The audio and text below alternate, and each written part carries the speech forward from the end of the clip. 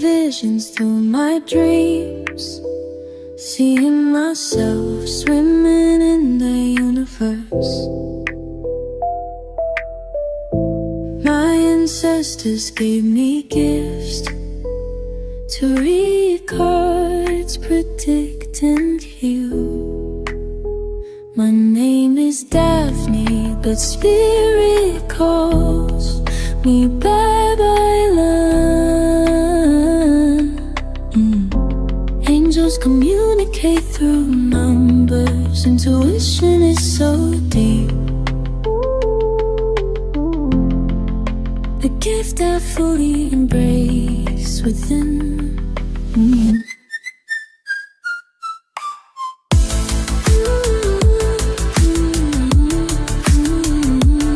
Hello Aquarius, welcome po sa inyong reading. So this is for May the 14th to May the 21st reading. Para po sa mga bago, don't forget to click the subscribe button, smash the like button, comment below kung kayo po yung nakaka-resonate, and hit the notification bell. Kung gusto niyo pong sumali sa ating live sessions, dun po yan sa ating kabilang channel, that is Babaylan TV. No, yan po ang ating unang channel catered for our international audience. Ayan, welcome to Timeless Tarot, also known as Babaylan TV. No? Marami tayong pag-uusapan. I want you to know that this is a general reading, so you may resonate with the entire reading or you may resonate with some bits and pieces of the reading. Take what's only yours. Kung meron man dito na nag-aantay na, let's say, yung person natin nakahanap ng iba, lumande, no, for a while, I feel like single na sila, no? Parang karugtong nito nung nasa TikTok video na single na siya. Yung iba naman, I feel like I'm already done with this connection. So hati yung energies, Aquarius, parang okay, meron ng acceptance ngayon na I'm done with the person, ayoko na, I'm ready to move forward or decidido ko, no, sa aking mga gagawin. With the King of Swords, the Eight of Wands, and the Ten of Swords. Yeah, even the communications in here, siguro nakapagsalita tayo or si person, I think parehas ito eh. That's the reason why the connection got cut off. Parehas ba yung mga nasabing hindi maganda? Kumbaga, kasi the King of Swords signifies cutthroat, even the Queen of Wands, no? A cutthroat behavior, na parang no filter na, napuno na, sinabi ko na, no? Sometimes, I feel like a few numbers of you, hindi man ito nasabi in verbal form, pero nakapagsalita through text or through calls. Parang, this might be the end of it. This is my last resort, no? And someone probably pulled the trigger, and this is it. Medyo masakit dahil meron ditong tao na hindi inaasahan na yun pala yung desisyon, kaya pala medyo cold, no? Etong sabihin natin kanyang mga pag-treatment, no, dito sa ating person. Pwedeng ikaw ito, pwedeng ikaw itong binabasahan ko, pwedeng ito yung person mo. The Empress, oh wow, the Lovers, and the Strength card. Is this really the end of it? For a few numbers of you, because of the heightened energy, yes, decided.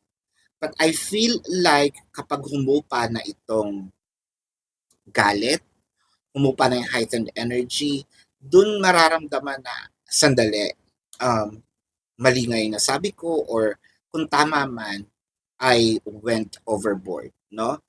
I think I called out too much. I think like I did something that my person feels like parang nabugbog siya. Siya na nga yung may kasalanan, pero feeling natin, sobra yung nagawa natin. And we feel, parang nakokonsensya tayo. Singles, siguro mas sinasabi mo sa sarili mo, I will be focusing on myself, no, because of the traumas that I experience. Crushes and no labels, medyo feeling ko nagpipigil si person. Iba yung reading mo eh. Nagpipigil si person, meron siyang gustong sabihin or aminin. Um, I think the ending here is sa mga may crushes and no labels. This is ang ending nito yung uncertainty. So I feel like this week kasi the lovers is here, you're going to talk about your relationship. You're going to talk about what's next, what's the next step, no? When it comes to the married couples, I feel like meron ditong pasurpresa kung sino man itong nagdadalang tao, no? May pasurpresa or baka mapag-uusapan nito dagdagan na natin kung meron ng anak. Kung wala pa naman yung married couple, I feel like dito sila bubuo. When it comes to doon sa mga may relationships, doon ko nakita yung hati, yung I feel like naiinis na ako, napupuno na ako. That's why I feel like I need to move forward.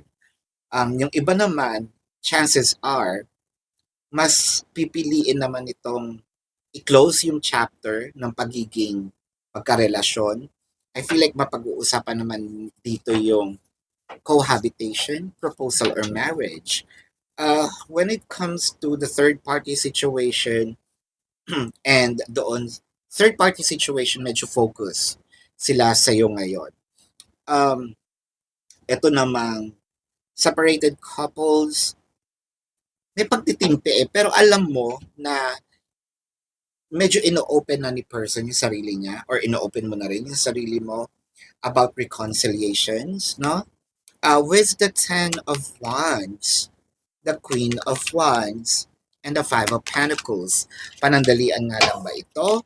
Dahil nakakakita ko ng meron kasi dito din somehow unsatisfactions dahil hindi ko nakuha kung ano yung pinaka gusto ko. I feel like etong hindi ko nakuhang na gusto ko is dito sa separated couples and a third party situation kasi parang may limitations itong ipinapakita ni person and sort of kahit meron akong nakukuhang something, I feel like I don't deserve that. I feel I need more. The Emperor and the Nine of Wands. Medyo sasabihin dito, sandali, this is what I can do for now. Siguro may aalma ito ng konti, no? Parang hindi ka pa ba masaya, binigay ko na nga yung time, energy, effort, binuksan ko na nga yung arms ko, no? For possible reconciliations. Married couples, I feel like a bit of kasi meron ditong hahapyaw na someone is going to sama natin itong in a relationship ha, yung magjowa. Parang merong someone is going to go overboard with their matabil na dila. Baka makasakit, no? Whether ikaw o yung person mo. So medyo bawas-bawasan natin itong pagiging maldita o maldito, no? If we don't want challenges this week, then might as well siguro timplahin natin, no? Or kung pwede tumahimik, pag-isipan muna bago natin i-call out, why not? Dito naman sa mga singles, crushes and no labels, I feel like medyo makukulangan din kayo ng konti or parang I want more. Hindi naman to magre-retaliate pero I feel like ay sandali parang it's not enough pa pala. So might as well hindi ko na lang siya ituloy. Yan, imbis na sana magdedire-diretso, no? Baka kasi we demand or we will demand more from this person. Baka sabihin niya ay sandali. Ito lang kasi yung kaya, no? Ito lang yung kaya ko for this week. Or ito lang yung kaya kong ibigay muna. Pero parang yung because of the demands, the person might step back a bit.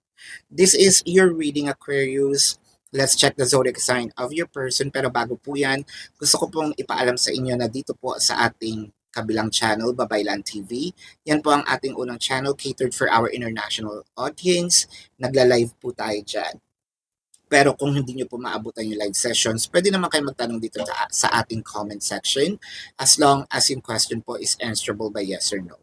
Pero kung hindi po kayo papatulugin ng yes or no na sagot lang, dumiretso na po kayo dun sa ating website.